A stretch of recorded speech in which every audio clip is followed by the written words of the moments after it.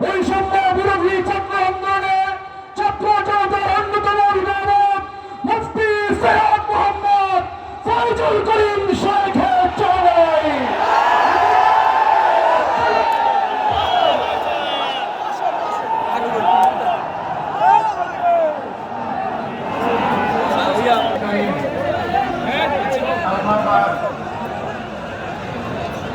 أعوذ بالله من الشيطان الرجيم بسم الله الرحمن الرحيم وتلك الأيام نداولها بين الناس صدق الله العلي العظيم اللهم صل على محمد وعلى آل محمد ইসলামী আন্দোলন বাংলাদেশ কর্তৃক আয়োজিত আজকে সমাবেশের সভাপতি আমাদের শ্রদ্ধা ভাজন আমির হযরত নিশাবুদ্দৌলা চরমনাই দামাত বরকাতুল আলিয়া, কেন্দ্রীয় নেতৃবৃন্দ সহ সকল স্তরের জনগণ ভাই আমার, বৈষম্য বিরোধী আন্দোলনের মাধ্যমে আমরা আবার স্বাধীনতা পেয়েছি। আপনাদের কথা মনে রাখতে হবে, আজকে যে ভূখণ্ডে দাঁড়িয়ে আছেন এই ভূখণ্ড কিন্তু একবার স্বাধীন হয় নাই। একবার আমরা ব্রিটিশদের বিরুদ্ধে আন্দোলন করেছিলাম স্বাধীনতার জন্য। সেই আন্দোলনের দাবি কি ছিল? ন্যায্য অধিকার। ব্রিটিশ মুসলমানদের বিরুদ্ধে, এদেশের মানুষের বিরুদ্ধে জুলুম অত্যাচারের স্টিমুলার চালিয়েছিল। এই জুলুম থেকে বাঁচার জন্য মানুষ ব্রিটিশদের বিরুদ্ধে আন্দোলন করেছিল, জীবন দিয়েছিল। আপনারা জানেন, চাকরি চর থেকে শুরু করে খায়বার পর্যন্ত এমন কোনো গাছ ছিল না যে গাছের মধ্যে একজন আলেমকে ফাঁসিতে ঝুলানো হয় নাই। লক্ষ লক্ষ মানুষ জীবন দিয়েছিল। এই বাংলার মধ্যে ৮০,০০০ মাদ্রাসাকে ভুলুন্ঠিত করা হয়েছিল। দিল্লির মধ্যে ১,০০০ মাদ্রাসাকে নিশ্চিহ্ন করা হয়েছিল। হাজার হাজার লক্ষ লক্ষ মানুষ হিজরত করতে বাধ্য হয়েছিলেন শুধু একটা আশায়, মানুষ শান্তি পাবে, মুক্তি পাবে।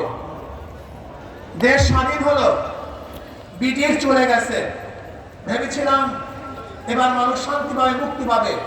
কিন্তু না, আমরা দেখলাম মুসলমানদের বিরুদ্ধে ওরা আবারও ষড়যন্ত্র শুরু করেছে।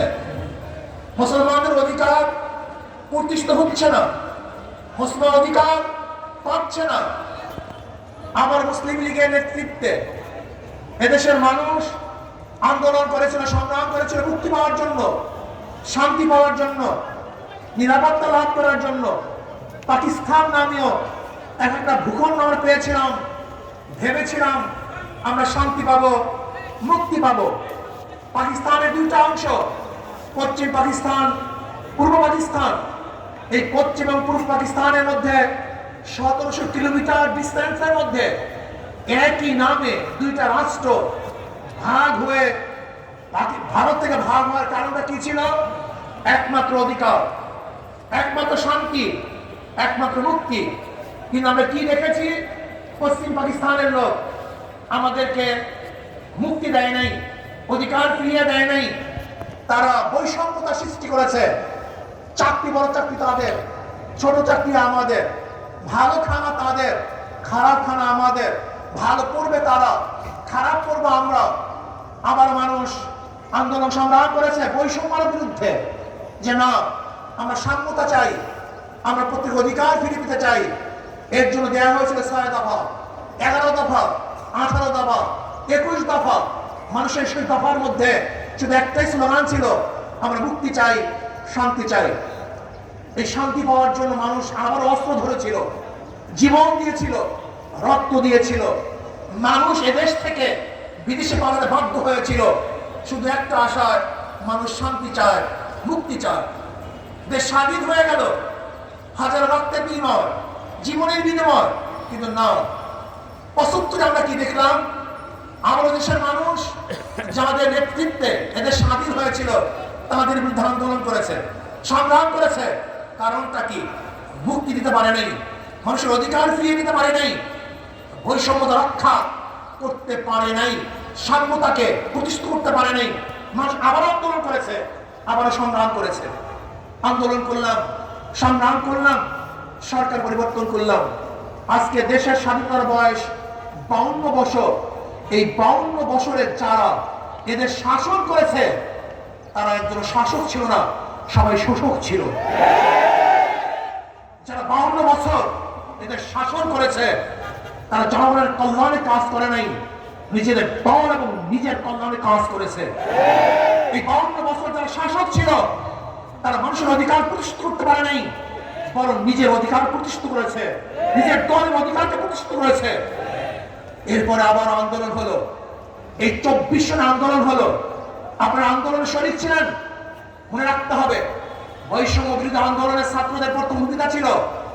পরবর্তীতে এই আন্দোলন শুধু ছাত্র ছিল না, এদেশের আবহাওয়ার জনসাধারণ, পুরুষ মহিলা, শ্রমিক, কুলি, মজদুর, তাঁতি, মাদ্রাসার ছাত্র, স্কুলের ছাত্র, কলেজের ছাত্র সহ সমস্ত মানুষ ঝাঁপিয়ে পড়েছে।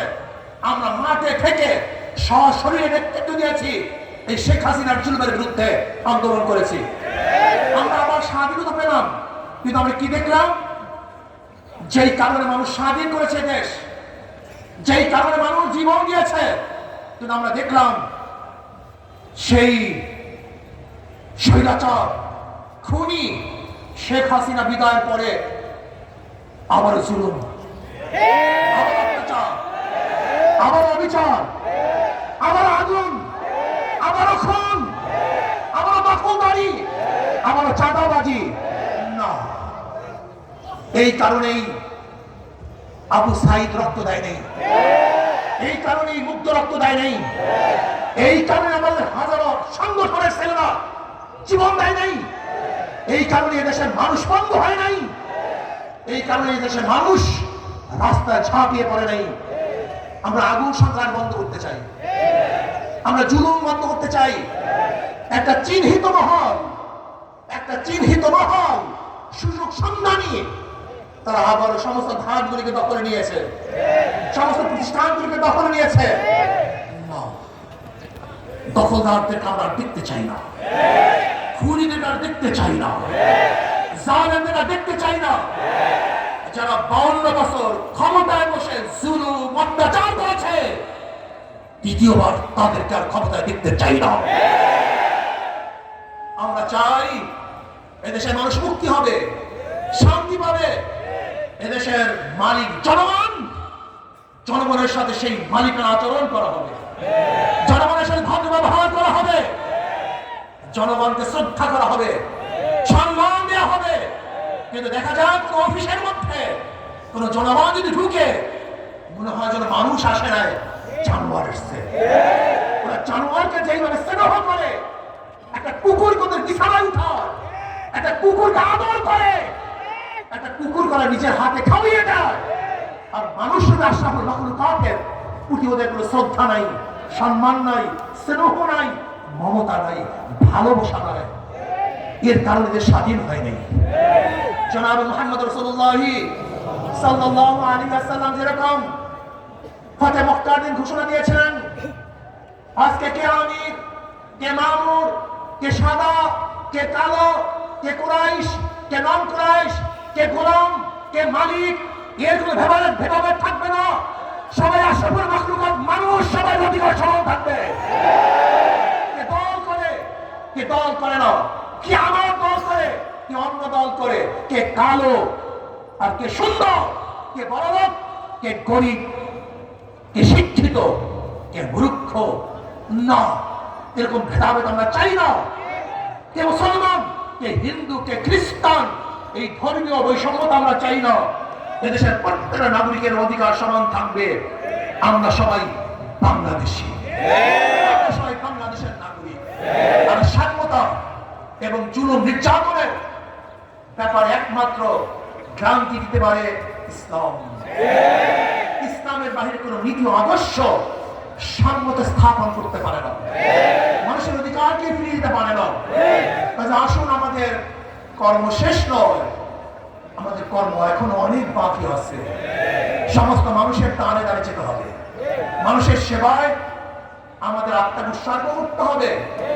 ইসলামী আন্দোলন বাংলাদেশের প্রত্যেক মানুষের নিয়ত থাকতে হবে, আমরা একজন সেবক, আমরা জালেম নই। আমরা জালেমদের বিচার চাই, অবৈধ খুনে বিচার চাই, কিন্তু নিরাপদ লোক যেন কোনো অবস্থাতেই জুলুমের শিকার না হয় সেইভাবেও আমাদের খেয়াল রাখতে হবে। অন্তর্বর্তীকালীন সরকারকে আমরা ধন্যবাদ জ্ঞাপন করতেছি। মানুষ যে আশা, যে বুক ভরা আশা নিয়ে রক্ত দিয়েছে, জীবন দিয়েছে, আপনারা সেই আশা এবং আকাঙ্ক্ষা বাস্তবায়ন করবেন, সেই দিকেই তাকিয়ে থাকবো। এবং আমি ছাত্র সমাজকে বলবো, অচিরেই আমাদেরকে আবার পড়ার টেবিলে ফিরে যেতে হবে, আমাদেরকে বড় বড় শিক্ষিত হতে হবে, আমাদের নিজে থেকে করতে হবে। আমরা শুধু বাংলাদেশের নেতৃত্ব দেবো না, গোটা দুনিয়ার নেতৃত্ব এই বাংলাদেশের জনগণ দেবে ইনশাআল্লাহ। আমাকে এবং আমাদের সবাইকে সেই যোগ্যতা সম্পন্ন নেতৃত্ব তৈরি করার, নেতৃত্ব অর্জন করার তৌফিক দান করেন, দেশকে শান্তি রাখেন। আগামী ইসলাম হুকুমত কায়েম হবে সে আশা প্রত্যাশা নিয়ে অপেক্ষায় আছি। আল্লাহ পাক যেন সেটা দেখার তৌফিক দান করেন। একবার বলেছিলাম, আল্লাহ যেন শেখ হাসিনার পতনের সেই অবস্থা বলেছি, আল্লাহ যেন আমাদেরকেও সেই ইসলাম হুকুমত চোখে দেখার তৌফিক দান করেন। আসসালামু আলাইকুম।